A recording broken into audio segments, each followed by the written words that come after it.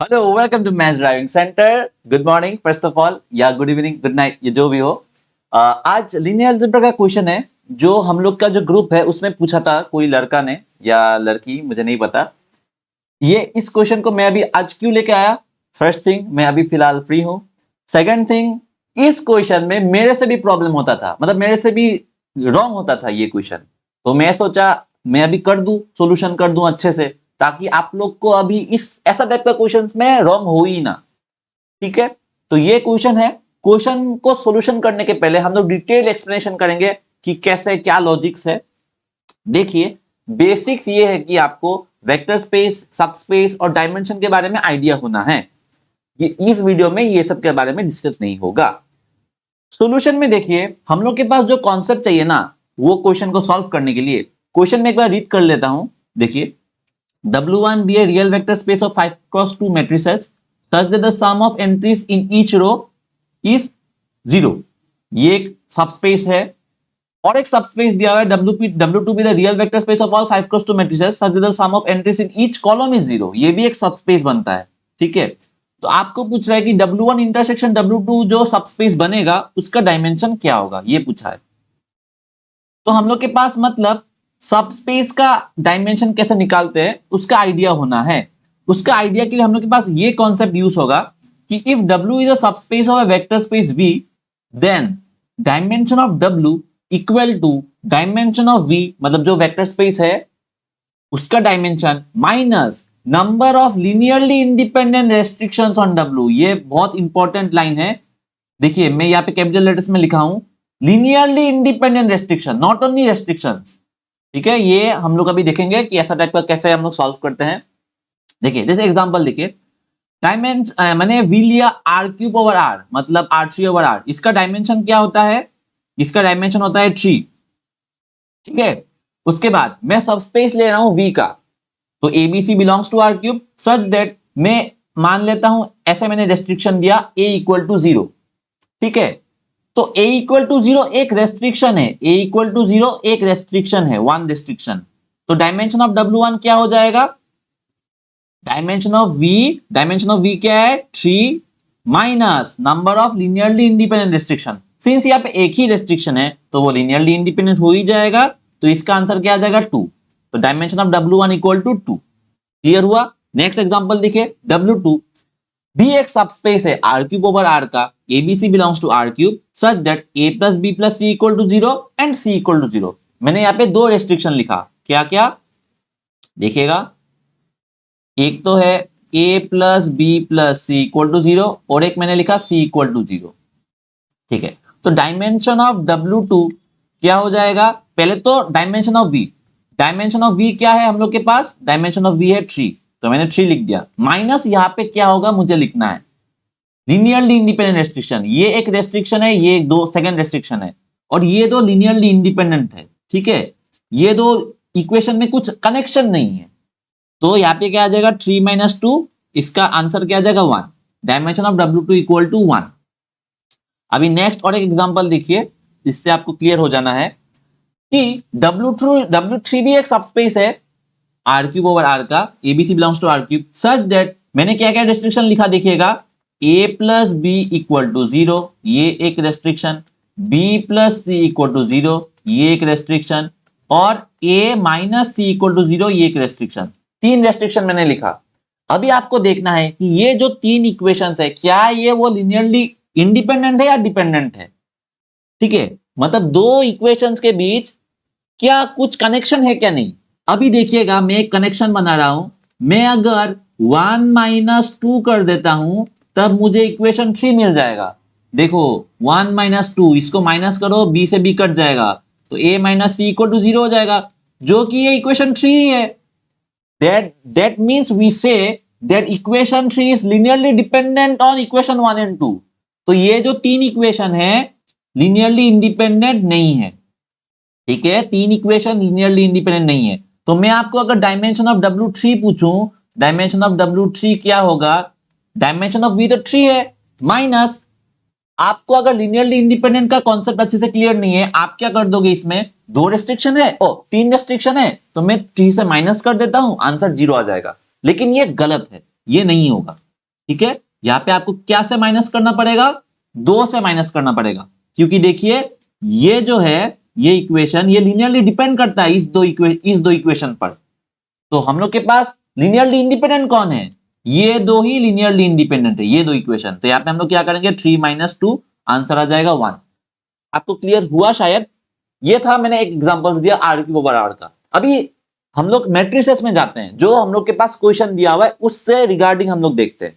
देखिए मैं एक छोटा सा एग्जांपल लेता हूं, let we be the vector space of all 2x2 matrices over R. इसको हम लोग M2R से भी डिनोट करते हैं, ठीक है। इसका डायमेंशन क्या होता है, इसका डायमेंशन 2x2 मैट्रिसेस है ना, तो इसका डायमेंशन क्या हो जाएगा, dimension of equal to 2 into 2 equal to 4 हो जाएगा इसका डायमेंशन, ठीक है।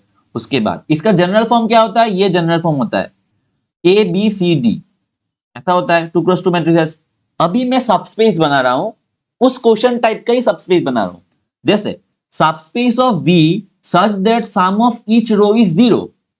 आपको सबस्पेस बनाना है, कंडीशन क्या है, ईच रो 0 होना है, ईच रो। तो यहाँ पे रो क्या है, ये फर्स्ट रो है, ये सेकंड रो है।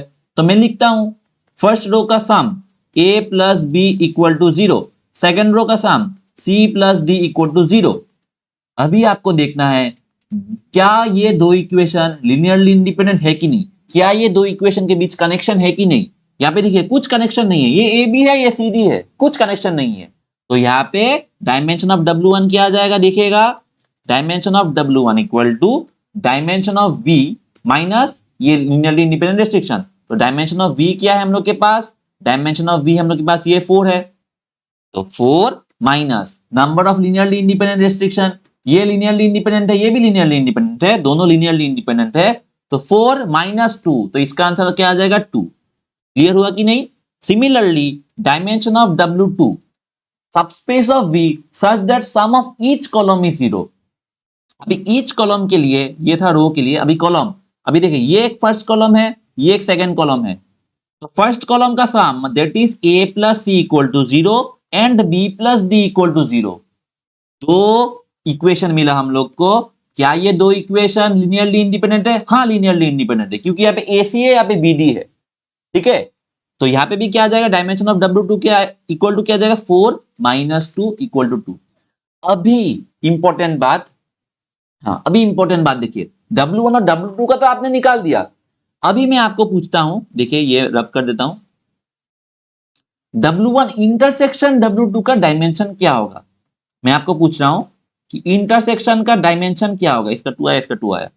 तो W1 इंटरसेक्शन W2 का मतलब समझिए कि W1 इंटरसेक्शन W2 मतलब इंटरसेक्शन जब करते हैं हम लोग एंड सोचते हैं, and that is subspace of V such that sum of each row and each column is 0। ये कंडीशन आएगा आपके पास, ईच कॉलम इज 0 मतलब रेस्ट्रिक्शंस ऐड हो जाएगा। इंटरसेक्शन में रेस्ट्रिक्शन क्या होता है, ऐड हो जाता है। ये आपको ध्यान में रखना है कि subspace of V such that sum of each row is also 0 and each column is also 0। तो हम लोग के पास रेस्ट्रिक्शन क्या आएगा, ये चारों रेस्ट्रिक्शन आ जाएगा हम लोग के पास। ये देखिए W1 इंटरसेक्शन W2 के लिए ये 4 रेस्ट्रिक्शन आएगा। सम ऑफ ईच रो 0 मतलब A + B = 0, C + D = 0, ये इक्वेशन 1, ये इक्वेशन 2। और sum of each column is also 0 मतलब A + C = 0, B + D = 0, ये इक्वेशन 3 मान लो, इक्वेशन 4 मान लो। अभी आपको चेक करना है कि ये जो 4 मैंने रेस्ट्रिक्शंस लिखा, क्या ये वो लिनियरली इंडिपेंडेंट है, ये आपको चेक करना है। कैसे चेक करोगे, क्या कनेक्शन है कि नहीं आपको चेक करना है। देखिएगा यहाँ पे A + B है, C + D है, यहाँ पे भी AC है, यहाँ पे AC है, यहाँ पे BD है। तो अभी देखना मैं क्या करूंगा, मैं भी सोच रहा हूं क्या करूंगा। हाँ देखिएगा, मैं अगर इक्वेशन 1 प्लस इक्वेशन प्लस नहीं सॉरी माइनस अगर कर दूं, equation 1 minus equation 3, equation 1 minus equation 3 plus equation 2, तो ये क्या आ जाएगा, इक्वेशन 4 आ जाएगा। कैसे, देखिए A + B A + C, तो ये माइनस करोगे तो A से ये कट जाएगा, क्या बचेगा B - C। फिर +2 करोगे तो +2 मतलब C + D, इक्वल टू 0, तो सी से सी कट जाएगा, तो b plus d equal to 0 आ गया, जो कि कौन सा इक्वेशन है, 4 इक्वेशन है। मतलब this number 4 equation is linearly dependent on these 3 equations. This fourth equation is linearly dependent on these 3 equations. तो यहां पे गलती क्या होता है, देखिएगा, ये मेरे से भी गलती होता था कि dimension of W1 intersection W2 क्या आ जाएगा, डायमेंशन ऑफ V 4 है, माइनस नंबर ऑफ रेस्ट्रिक्शंस, मैंने नंबर ऑफ रेस्ट्रिक्शन देख लिया, यहाँ पे भी नंबर ऑफ रेस्ट्रिक्शन क्या है 4, तो ये 0 आ जाएगा, जो कि गलत है, 4 नहीं आएगा, इसमें क्या आएगा, number of linearly independent restriction. तो लीनियरली इंडिपेंडेंट रेस्ट्रिक्शन कितना है, ये 3 है हम लोग के पास। ठीक है, ये आपको समझ में आया कि नहीं अच्छे से, ये आपको ध्यान में रखना है, क्योंकि ये 3 से मैं फोर्थ वाला तो बना ही दूंगा ना, तो फोर्थ वाला जो है वो लीनियरली डिपेंड कर रहा है, तो इसलिए मैं फोर्थ वाला को नहीं लूंगा। तो यहाँ पे क्या आ जाएगा, 4 minus number of linearly independent restriction, that is 4 minus 3, इसका डायमेंशन क्या आ जाएगा 1। यही था, मतलब इसमें गलती होता है। अभी देखिए, ये मैं अभी जनरलाइज करता हूं, यहाँ पे मैंने 2 क्रॉस 2 लिया, तो sum of each row 0, dimension of W1 क्या है 2, sum of each column 0, dimension of W2 क्या है 2, और W1 इंटरसेक्शन W2 का क्या आया 1। अभी जनरलाइजेशन देखिए कि आपको कोई भी ऑर्डर का मैट्रिक्स दे, देखिए V is a vector space of all m cross n matrices over R, तो डायमेंशन ऑफ V क्या होता है, ये आपको ध्यान में रखना है, मल्टीप्लाई कर दो बस, mn, dimension of V equal to mn होता है। Similarly subspace of V such that sum of each row is 0, each row m cross n matrix है ना, तो m ऐसा करके m आएगा, m रोस आएगा और n कॉलम्स आएगा, ऐसा करके m क्रॉस n है तो m रोस n कॉलम्स, मतलब dimension of W1 equal to dimension of V mn minus each row, कितना रोस है, m रोस है, इसलिए mn माइनस m। ये फॉर्मूला है, आप याद भी रख सकते हो, या मैंने जैसे समझाया, समझ जाने से तो ये इजीली कर पाओगे, आप याद नहीं भी रखना पड़ता। डायमेंशन ऑफ W2 ये क्या आ जाएगा, डायमेंशन ऑफ V, मतलब डायमेंशन W1 क्या बोल रहा है, सम ऑफ W1 तो सम ऑफ ईच रो था, W2 क्या है, sum of each column is 0, columns कितना है हम लोग के पास, n कॉलम्स है, तो mn माइनस n आ जाएगा। ठीक है, क्लियर हुआ। अभी देखिए W1 इंटरसेक्शन W2, मतलब subspace of V such that sum of each row and each column is 0, तो ये क्या आ जाएगा, mn minus m minus n, और एक क्या करना है हम लोग को, +1 करना है।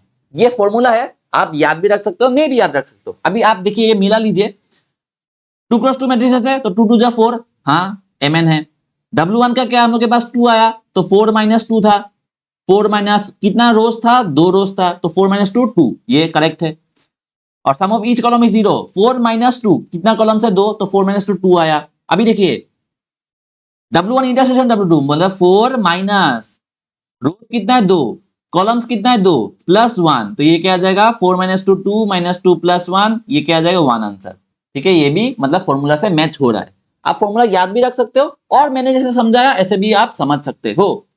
अभी देखिए क्वेश्चंस में हम लोग जाते हैं, अभी क्वेश्चन एकदम इजीली होगा। देखिए V एक वेक्टर स्पेस है 5 क्रॉस 2 मैट्रिसेस ओवर R, ठीक है, तो इसका डायमेंशन ऑफ V क्या आ जाएगा, हम लोग के पास 10 आ जाएगा। W1 क्या है, real vector space of all 5 cross 2 matrices such that sum of entries in each row is 0। 5 cross 2 अगर मैट्रिसेस है तो रोज कितना बनेगा, 1 2 3 4 5 बनेगा, तो इसका डायमेंशन ऑफ W1 क्या आ जाएगा हम लोग के पास, 10 माइनस 5, दैट इज आंसर क्या आ जाएगा 5, mn minus m। Dimension of W2 क्या आ जाएगा हम लोग के पास, mn माइनस n, तो ये क्या आ जाएगा 10 माइनस, कॉलम्स कितना हम लोग के पास 2 कॉलम्स है, तो 10 माइनस 2, आंसर क्या आ जाएगा 8।